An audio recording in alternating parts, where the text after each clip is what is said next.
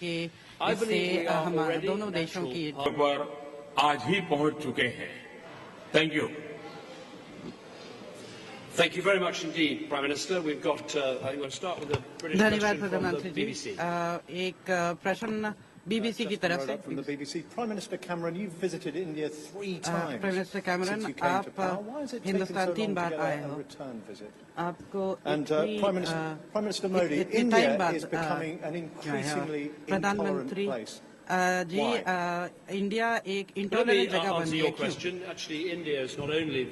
पहले मैं ये कहना चाहता हूँ कि हिंदुस्तान ये पहले बड़ा देश नहीं है जहाँ मैं गया था प्रधानमंत्री होते हुए। मैं लीडर ऑफ अपोजिशन था तब भी गया था। तो मैं हमेशा चाहता था कि हम दोनों देशों के बीच में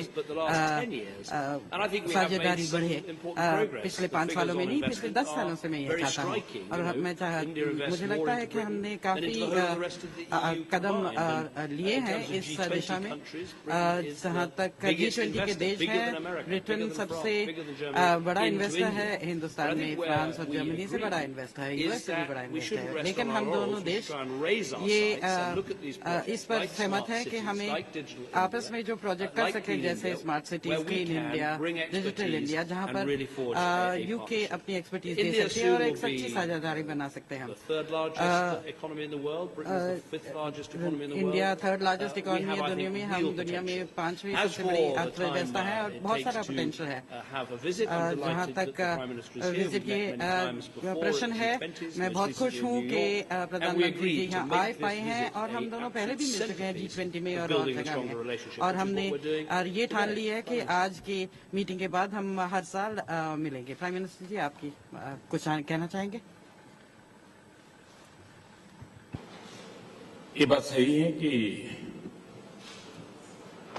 एक 10 साल का अंतराल रहा, लेकिन मेरे कार्यकाल में ही पिछले 1 साल में 11 मंत्री भारत से यहां आए और 11 मंत्री यहां से भारत आए।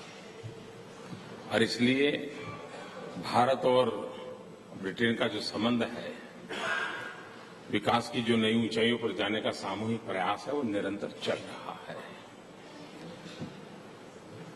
मेरा भी प्रधानमंत्री जी के साथ 2 बार विस्तार से चर्चा करने का मुझे अवसर मिला है और हमारे संबंधों को और अधिक गहरे करने की दिशा में हम काफी यशस्वी रहे हैं।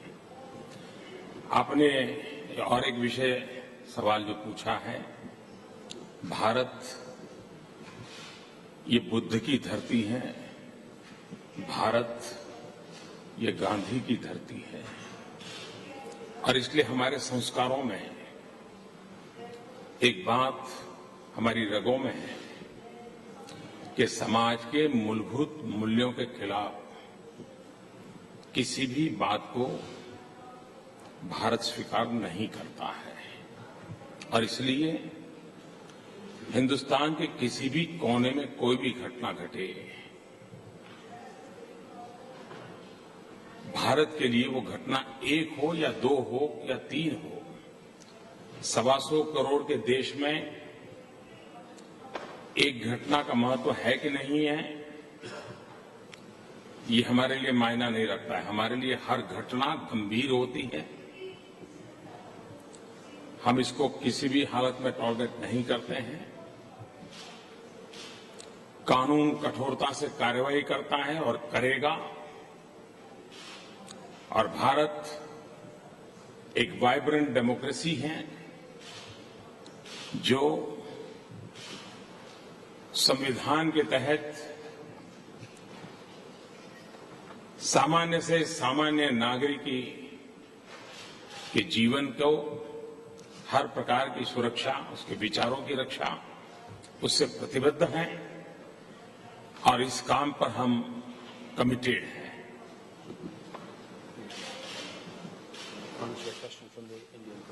ANI?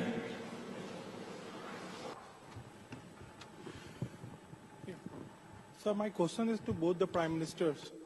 मेरा प्रश्न दोनों प्रधानमंत्री की ओर है।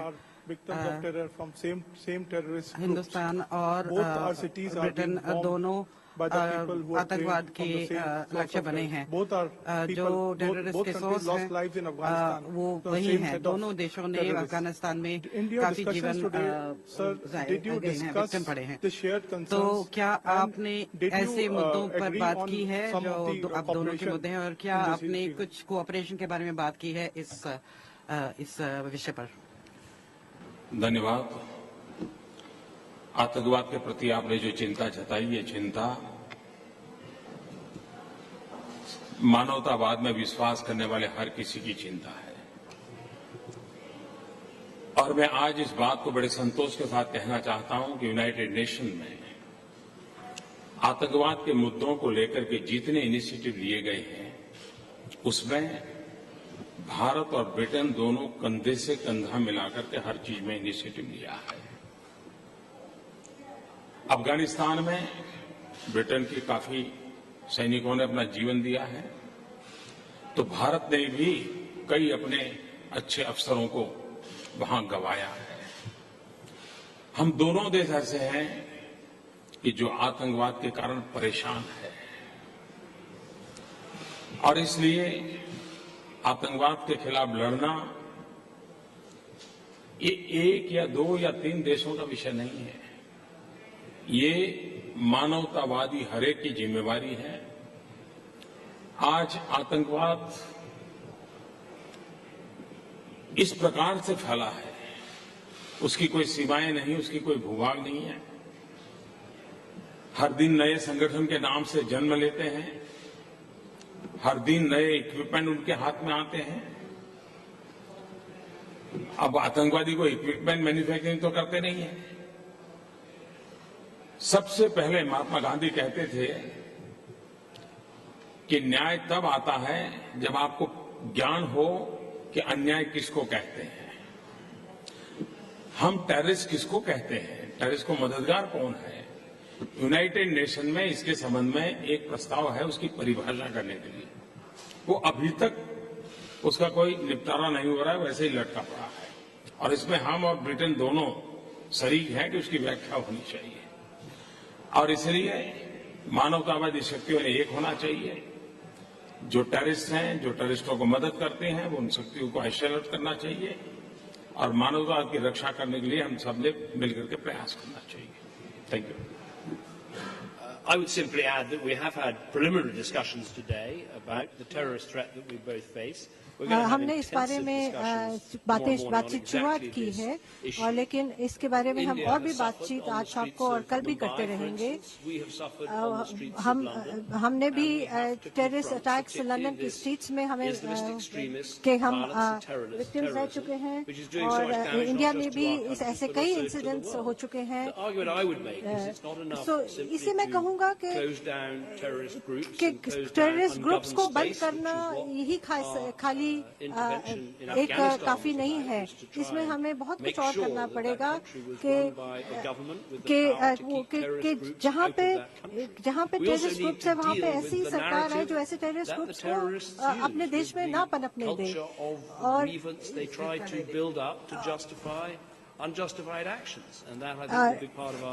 यही हमारी जो है एक बातचीत का एक हिस्सा रहेगा। Thank you, Prime Minister. Prime Minister Cameron, can I ask you, how comfortable do you feel welcoming Prime Minister Modi to this country, given that for the first 2 years of your कैसा लग रहा है premiership, प्रधानमंत्री मोदी को visit यहाँ this पे country because of his record as Chief Minister स्वागत करने का, क्योंकि कुछ साल पहले तक वो यहाँ पे नहीं आ सकते थे। Unless the European Union strengthens its external borders, there will be no future for Schengen. Do you agree with him? And what do you say to Martin Schulz, who says that Europe is very happy to spend billions of pounds on bankers helping them? ने कहा कि UK बहुत खुश है अगर वो bankers को मदद करे, पर माइग्रेंट्स को नहीं यूज कर सकते। और मोदी जी, मैं आपसे पूछना चाहूंगी कि 2 साल बाद यूके में रेफरेंडम होगा ये देखने के लिए कि लोग ईयू के साथ रहना चाहते हैं कि नहीं। क्या आप सोचते हैं कि यूके का फ्यूचर रहेगा यूरोपियन यूनियन के बाहर? और कल मोदी जी, आपका एक बड़ा रिसेप्शन होगा वेम्बली में, पर आज इस बिल्डिंग के सामने काफी सारे प्रोटेस्टर्स हैं और वो कह रहे हैं कि आपके वो कह रहे हैं कि जो आपका रिकॉर्ड रहा है गुजरात के चीफ मिनिस्टर रहकर, तो उसको मद्देनजर रखते हुए आपका क्या नजरिया है? मैं पहले ये कहना चाहूंगी कि मोदी जी यहाँ पर प्रधानमंत्री बन के आए हैं, हिंदुस्तान में एक रिकॉर्ड मेजॉरिटी से जीते हैं। जहाँ तक पास्ट के बारे में है, लीगल प्रोसीडिंग्स हुई थी और जैसे मेरे कोलीग प्रीति पटेल ने आज सुबह कहा था, ब्रिटिश सरकार ने उस टाइम रेफ्यूजेंट्स की थे। आज हम जो बात करने जा रहे हैं वो भारत और यूके के बीच में फ्यूचर की तरफ देखकर बात की है। अब हम दोनों की सरकारों को बहुमत मिला है अपने लोगों की तरफ से, और जो आपने मुद्दे उठाए हैं, जो जिस वजह से हम बैंकों को मदद देते हैं कोई क्राइसिस में, ये इसलिए नहीं है क्योंकि वो बहुत अच्छे लोग हैं और बहुत अच्छा काम करते हैं, पर ये प्रॉब्लम है कि अगर बैंक खत्म हो या बंद हो जाए तो सारे बिजनेस बंद हो जाते हैं। इसलिए हमने रिफॉर्म किया है इस देश में, ताकि आगे अगर बैंक्स को कोई मुश्किल सामने आ जाए, उनके तो फिर जो क्रेडिटर्स हैं वो उसके लिए पे करे और सरकार को ना पे करना पड़े। और ये हमने इसलिए किया है क्योंकि हमने और किसी यूरोपियन देश या कोई और देश से ज्यादा दिया है सीरियन रेफ्यूजी क्राइसिस के लिए। हमने आसपास के देशों को मदद की, हमने सीरिया में भी मदद की है और हम सीरिया की refugee camps, Syrian refugee camps में भी बहुत मदद कर रहे हैं और किसी देश ने इतनी मदद नहीं है जितना हमने की है। जहाँ तक शेंगन की बात रही, यूके शेंगन के अंदर नहीं है, हम हमारी अपनी सीमाएं हैं, हम शेंगन के अंदर नहीं है और ये मेरे हाथों में नहीं है। पर मैं चाहता हूँ कि मेरे जो कोलीग्स हैं यूरोप में, हम उनको मदद करना चाहते हैं। इसलिए मैंने कहा कि हमने और किसी यूरोपीय देश से ज्यादा किया है ताकि ये जो शरणार्थियों की जो मुश्किल है उसका सामना कर सके और कुछ उसका सोल्यूशन ढूंढ सकते हैं। पर या तो कोई ऐसा सिस्टम होना चाहिए जिसमें एक्सटर्नल बॉर्डर्स हों या ऐसा सिस्टम होना चाहिए जो इंटरनल बॉर्डर्स हों। तो एक बॉर्डर या दूसरे बॉर्डर तो काम आना चाहिए। इसलिए ब्रिटेन जो है वो शेंगन से बाहर ही रहेगा, हम अपनी सीमाएं रखेंगे, हमारे लिए ये ज्यादा आसान रहता है। शायद मैंने आपके सारे प्रश्नों का उत्तर दे दिया। प्रधानमंत्री जी, आपकी कुछ कहना चाहेंगे? एक तो keep the record straight, to keep the record straight, मैं आपको जानकारी दूं, I just like to मैं 2003 में यहाँ आया था और बहुत ही स्वागत सम्मान मैंने उस समय भी यहाँ कार्यक्रमों में भाग लिया था। यूके ने कभी भी मुझे यहाँ आने पर रोका नहीं है, कभी कोई प्रतिबंध लगाया नहीं है। मेरे समय अभाव के कारण मैं नहीं आ पाया, वो अलग बात है। तो ये एक गलत परसेप्शन है, उसको करेक्ट कर लीजिए। दूसरी बात है कि 2 साल के बाद रेफरेंडम होगा। मैं मानता हूं कि यहाँ के नागरिक बहुत समझदार हैं, मुझे उनको कोई टिप देने की जरूरत नहीं है। लेकिन जहां तक भारत का सवाल है, यूरोपियन यूनियन का हमारा अगर कोई प्रवेश द्वार है तो ब्रिटेन है और हमारा सबसे आर्थिक कारोबार किसी के साथ है तो ब्रिटेन के साथ है। हम इसी प्रवेश द्वार से यूरोप के बाकी देशों में जा रहे हैं, तो हमारा तो भला यही है कि हम तो ब्रिटेन को हमारा ही प्रवेश द्वार मान करके ही आगे बढ़ना चाहेंगे।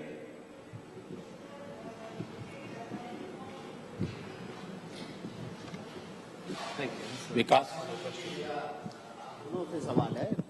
मेरा सवाल ये है कि भारत इस समय एक बड़े बदलाव के दौर से गुजर रहा है और उसमें महत्वपूर्ण रोल आपके द्वारा शुरू की गई कई योजनाएं भी हैं।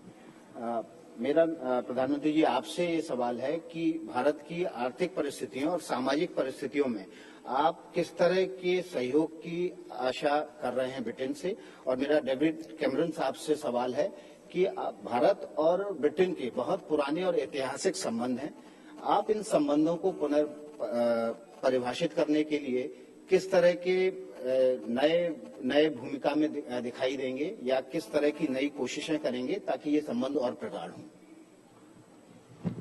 देखिए, आप भारत जिस दिशा में प्रगति कर रहा है, प्रगति करना चाहता है, जैसे हमारा एक छोटा सा उदाहरण देता हूं। हमारे यहां टेली डेंसिटी बहुत है, करीब 27-28 हजार टावर हैं और वे डीजल का उपयोग करते हैं। हमें डीजल इंपोर्ट करना पड़ता है, क्लाइमेट के लिए तकलीफ पैदा करते हैं। यूके के पास हाइड्रोजन फ्यूल सेल्स की टेक्नोलॉजी है। हम चाहते हैं कि भारत को ये टेक्नोलॉजी उपलब्ध हो, तो हमारी ये जो 27-28 हजार टावर है, जो निकट भविष्य में 40 हजार होने की संभावना है, तो हमें डीजल इंपोर्ट करना पड़ता है, उससे हम मुक्ति होगी। एनवायरमेंट की हम मदद कर पाएंगे, ये टेक्नोलॉजी हमें काम आएगी। हमारे यहाँ कोल माइनिंग होता है हमारा, अब कोल को हम ग्रिड टेक्नोलॉजी से कैसे कोल माइनिंग करें, कोल गैसिफिकेशन कैसे करें, हम क्लीन एनर्जी की दिशा में कैसे जाएं, स्किल डेवलपमेंट। यूके ने कॉम्प्रिहेंसिव स्किल डेवलपमेंट की दिशा में बहुत काम किया है। हेल्थ सेक्टर में अच्छे अस्पतालों की दिशा में यूके ने काम किया है। इन सारे विषयों पर चर्चा हुई है और ये सारी बातों में भारत के गरीब से गरीब व्यक्ति को किस प्रकार से वैश्विक संबंध काम आ सकते हैं, वैश्विक पूंजी निवेश कैसे काम आ सकता है, उस दिशा के हमारे प्रयासों में आज मेरी यूके की इस यात्रा से मैं विश्वास से कह सकता हूं कि इन सारे विषयों को हम सफलतापूर्वक आगे बढ़ाएंगे।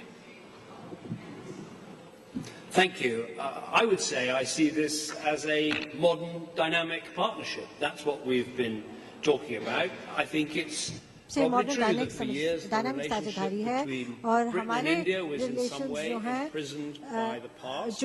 I think sometimes in recent years it's been imprisoned by misconceptions that trade with India is simply about outsourcing.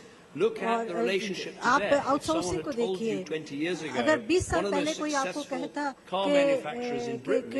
कि जो एक सबसे बड़ी कार मैन्युफैक्चरिंग कंपनी जो ब्रिटिश में है वो इंडिया हिंदुस्तान निवेश के कारण है, आप जैगुआर एंड लैंड रोवर सिर्फ एक ही ऐसा एग्जांपल है। तो हमें ये पुरानी चीजों से निकलकर आगे की ओर देखना चाहिए, क्योंकि आजकल ये जो साझेदारी है बहुत मॉडर्न है, बहुत वाइब्रेंट है, बहुत प्रॉस्परस हो सकती है। और हम कैसे हम एक ग्रीन एनवायरनमेंट अपने बच्चों के लिए पैदा कर सकते हैं, कैसे हम नई टेक्नोलॉजी आगे ले जा सकते हैं, ऐसे कैसे बहुत सी चीजें हैं। और मैं जो बहुत ही जो प्रधानमंत्री मोदी की जो स्मार्ट सिटी विजन है उससे बहुत ही प्रभावित हूँ और मैं समझता हूँ कि इसमें ब्रिटेन काफी एक अच्छा रोल प्ले कर पाएगा। और इसीलिए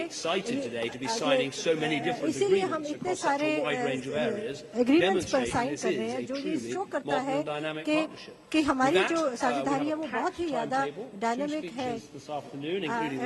आपने अभी 2 और भाषण देने हैं, इसलिए मेरे ख्याल से हमें अब यहाँ से चलना चाहिए। बहुत बहुत धन्यवाद।